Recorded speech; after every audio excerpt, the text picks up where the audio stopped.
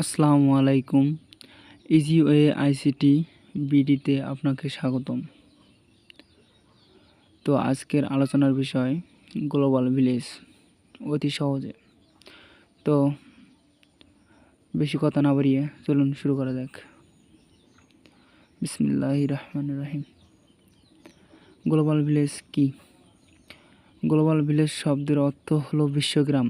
Global village হলো তথ্য প্রযুক্তি নির্ভর এমন একটি পরিবেশ যেখানে দূরবর্তী স্থানে অবস্থান করেও একই সমাজে বসবাস করার সুযোগ পায় এবং একে অপরকে সেবা প্রদান করে থাকাই হলো global village.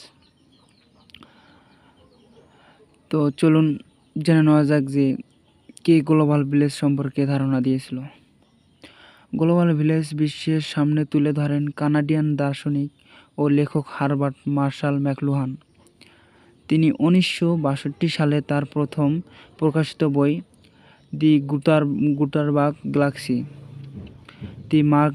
The making of topology man এবং 1964 সালে দ্বিতীয় প্রকাশিত বই understanding media, the extension of man এর মাধ্যমে বিষয়টি প্রকাশ করেন। গ্লোবাল ভিলেজ এর অবদান ও সুবিধা।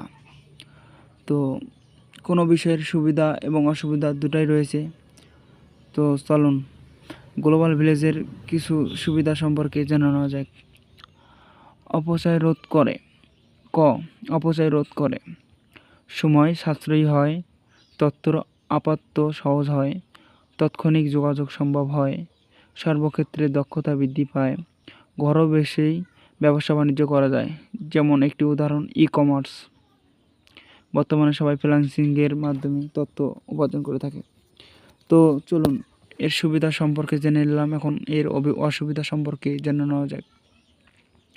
গ্লোবাল ভিলেজ এর অসুবিধা: ইন্টারনেট এর মাধ্যমে হ্যাকিং করে তথ্য চুরি বা গোপনীয়তা প্রকাশ পায়।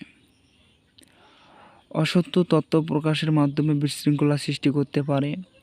জনগণ কোনো কিছু পড়ে এর সূত্র যাচাই না ছাড়াই সত্য বলে গ্রহণ করে। নেটে বেশি সময় দেওয়া সত্যিকারের বন্ধুর চেয়ে ভার্চুয়াল বন্ধুর সংখ্যা অনেক বেশি বেড়ে যায়।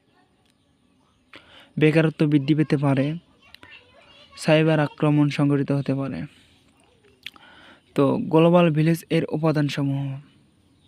গ্লোবাল ভিলেজের উপাদানসমূহ হলো ক হার্ডওয়্যার, খ সফটওয়্যার, গ ইন্টারনেট, ঘ ডেটা, মানুষের জ্ঞান বা সক্ষমতা ইত্যাদি। তো কোনো জিনিস পরিচালনা করার জন্য প্রথমে যেটা দরকার হবে মানুষের জ্ঞান ও সক্ষমতা। মানুষ যদি এটি ক্রয় করতে না পারে তাহলে এটি ব্যবহার করতে পারবে না। তাই তো চলুন নিচে এগুলো সম্পর্কে বিস্তারিত জানা যাক। হার্ডওয়্যার এবং সফটওয়্যার সম্পর্কে। হার্ডওয়্যার কম্পিউটার যন্ত্রাংশকে হার্ডওয়্যার বলে, যেমন মনিটর, প্রিন্টার, মাউস, কিবোর্ড ও সিডি-রোম ইত্যাদি। তো চলুন এবার সফটওয়্যার সম্পর্কে জেনে নেওয়া যাক। কম্পিউটার একগুচ্ছ প্রোগ্রামের সমষ্টিকে সফটওয়্যার বলে, যেমন microprocessor, office, media player, network ইত্যাদি। তো নেটওয়ার্ক সম্পর্কে জেনে নেওয়া যাক। নেটওয়ার্ক হলো একাধিক কম্পিউটারের মধ্যে আন্তঃসংযোগকে নেটওয়ার্ক বলে। ইন্টারনেট সম্পর্কে জেনে নেওয়া যাক। ইন্টারনেট শব্দটি এসেছে ইন্টারন্যাশনাল নেটওয়ার্ক শব্দ দুটি হতে, যা সারা বিশ্বে ছড়িয়ে ছিটিয়ে থাকা নেটওয়ার্কগুলোকে একত্র করাই হলো ইন্টারনেট।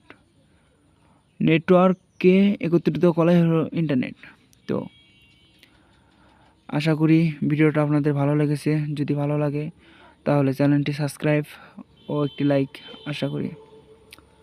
ভালো থাকেন। আসসালামু আলাইকুম।